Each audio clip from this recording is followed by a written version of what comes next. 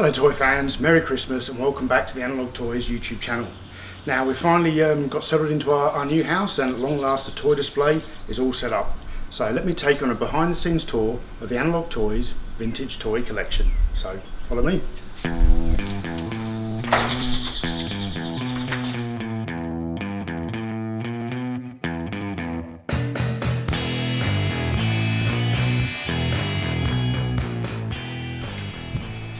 So as I said, we've just moved into the new house, and I've got two different rooms to show you today. So the first room behind me, now this houses the bulk of the toy collection. This is also the studio. This is where I record all of my my videos for YouTube. And then the second room, which houses solely the Action Man collection, that is actually the editing suite. So the videos are recorded in here amongst the bulk of the collection, and then they're edited in the editing suite with the Action Man collection. So without further ado, take a look inside.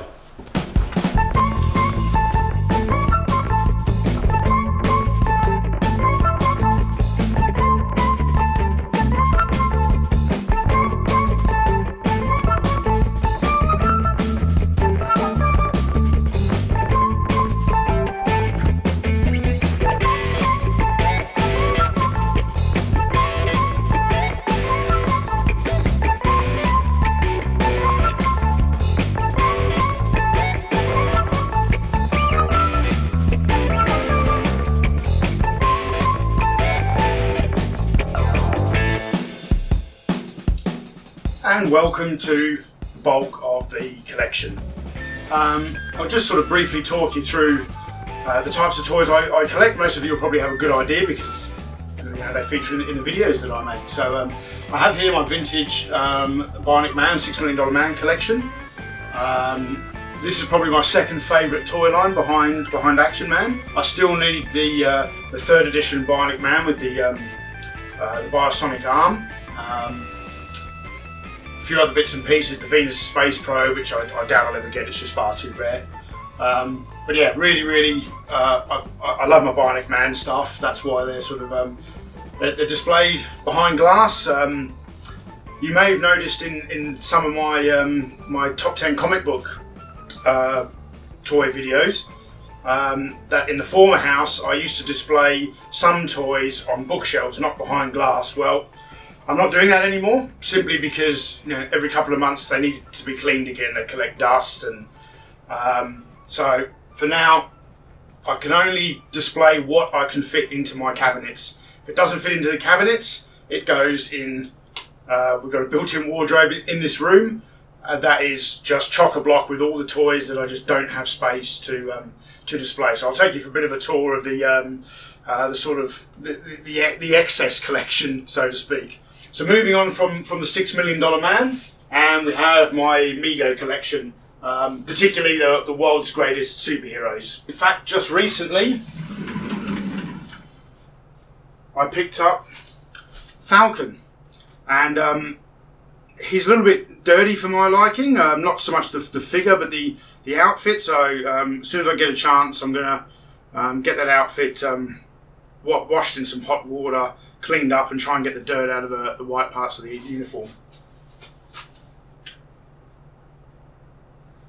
Now I'm not a completist toy collector, even when it comes to Action Man. It's a question I get asked a lot. When I collect a toy line, do I want to get everything? No, I'm not going to get everything.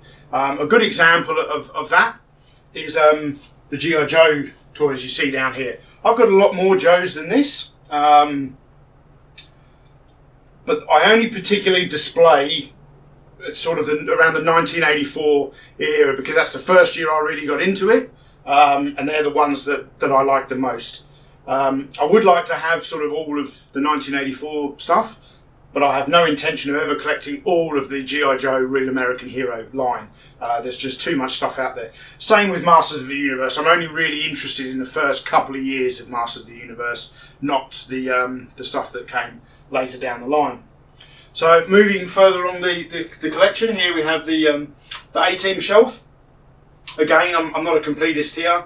I've got the 5 6-inch tall hero characters. Really not interested in the villains, and same with the 3 3/4 inch range. Not interested in getting all the vehicles either. I've got the van, and I did particularly like the armoured tank when I was a kid, so that's why the armoured tank is in there.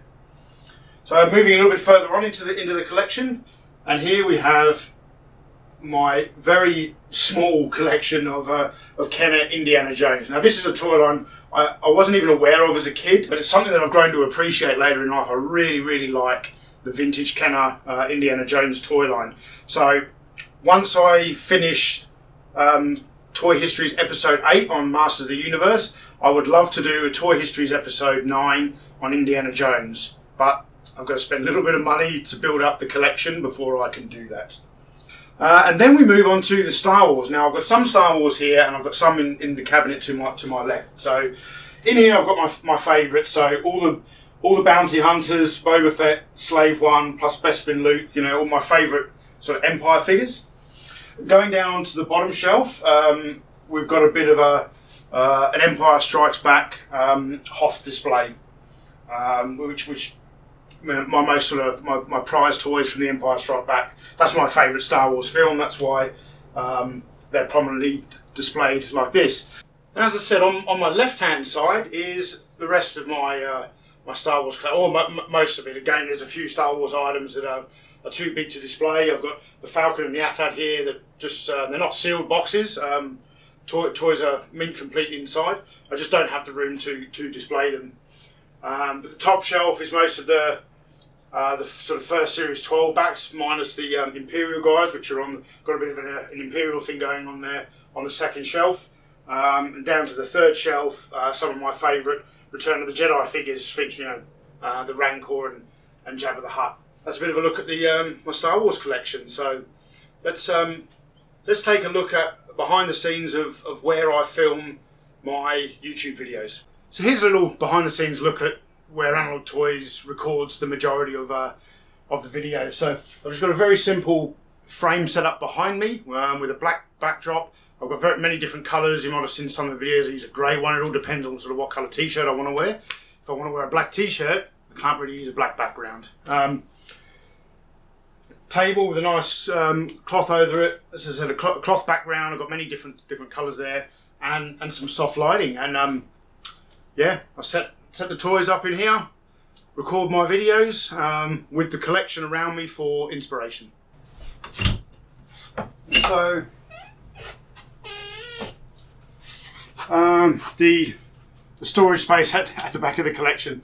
As I said, I just don't have enough cabinets to fit everything in. So we have a hodgepodge of absolutely everything in here. I've got Castle Grayskull and Snake Mountain in their boxes. Inspector Gadget. Loads of bits and pieces up here of Evel Knievel, Action Man. We've got some G.I. Joe toys up there. Boxed Rambo Defender. And then boxes of bits and pieces. Complete G.I. Joe figures, Star Wars figures, G.I. Joe complete vehicles. Just a real hodgepodge of all the leftover stuff that either won't fit into the cabinets or doesn't quite qualify for me to be good enough to be displayed in the cabinet. So you can, when you have a collection this size, you never have enough storage space. So I've got it all crammed in there as best I can. Yeah. All right, let's move on to the editing suite and the Action Man collection.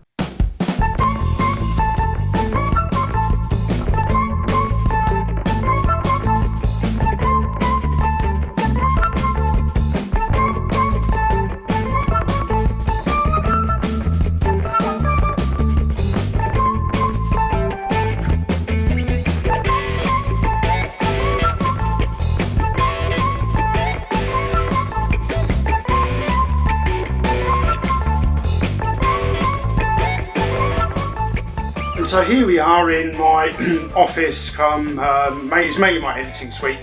Got my my iMac. Sorry, my iMac there with the second monitor, and my wife gets very annoyed at me sometimes. I spend hours and hours in here plugging away in the editing suite, getting the videos ready for YouTube.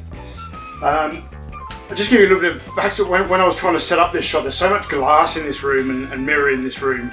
To try and get the right sort of lighting is very difficult, so it's very hard for me to display the toys behind me because of the soft light reflecting off the glass, but I'll take some close-up shots of what's there. So Action Man is what really got me into collecting toys.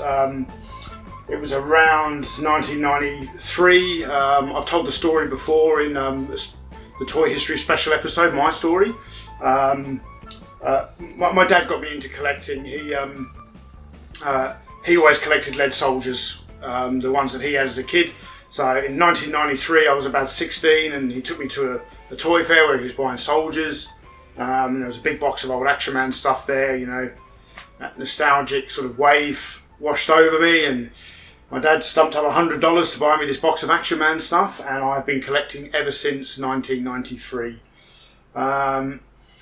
As I said before, I'm not a completist. I'm probably more so with Action Man, but I will never ever own everything. There's simply some toys out there that I just have no desire to own. For example, Action Man footballers. I'm an Arsenal fan. My whole family originally from North London. We're Arsenal fans.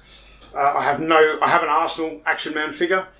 I have no real desire to go out and collect all of the other football teams. I just don't see the point in having 10, 12 different Action Man footballers. I just collect my team. And there's a few other Action Men out there that I just have no desire to collect. But there are still a couple that I'm particularly looking for. If anyone has got a mint complete High Rescue from the Emergency series, I'm interested. Let me know. Drop me a line. I've got my most of my box figures up the top here. This shelf behind me I'm particularly fond of. The original Action Man Action Soldiers, I think are some of the most beautifully made toys ever. The fully kitted out combat soldier with his beautifully tailored combat field jacket. When he's decked out with his backpack and tent and entrenching tool and all of his ancillary equipment, he looks absolutely stunning, which is why in my collection I've got an Action Man one and a G.I. Joe version of the same figure. Now I feel every toy collection should have a mannequin of some kind. I've noticed over the years many Star Wars collections or shops that sell Star Wars toys will always have a life size of something, which is where I kind of got the inspiration from. You know, you go into a lot of collector shops and they might have a life size Stormtrooper. I know collections, friends of mine in the UK has a life size Darth Maul.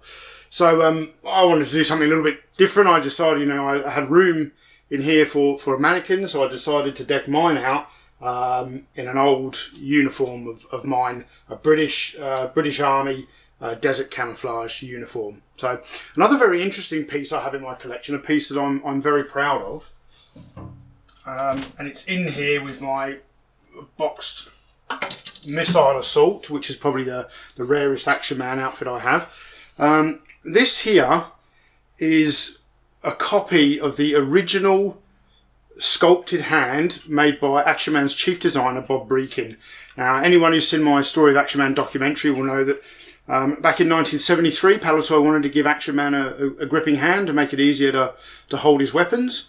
So Bob sculpted the hand by copying his own left hand and sculpting it. And what Bob did, I'm not sure how many. There's really not many of these made. Bob still has the original hand that was made 4 times bigger than Action Man's. And a mould was cast and he produced a very limited number of these. I wouldn't think it would be more than 10. And he gave this to me during the filming of the Story of Action Man. So I've mounted it here on a nice stand. It says Action Man's gripping hand, sculpted by Bob Breakin. So a very, very cool piece, which I'm really proud to have in my collection.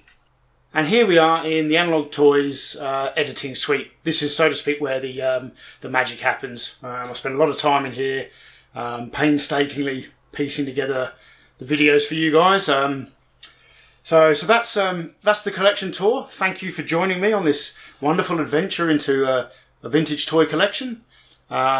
Please stay safe over the holidays.